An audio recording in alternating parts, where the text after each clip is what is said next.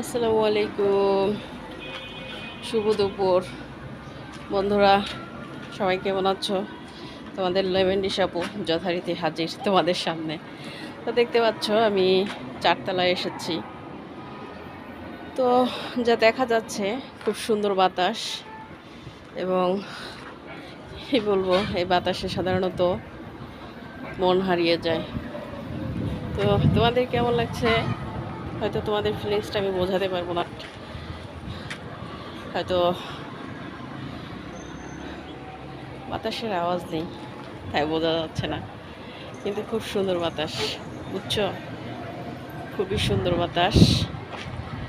আর এই যে আমি রোদের অপোজিটে আছি, হ্যাঁ, যার জন্য আমাকে অন্ধকার লাগছে এবং ভালো লাগছে।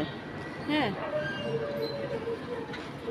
তো আল্লাহ হাফেজ, সবাই ভালো থাকো।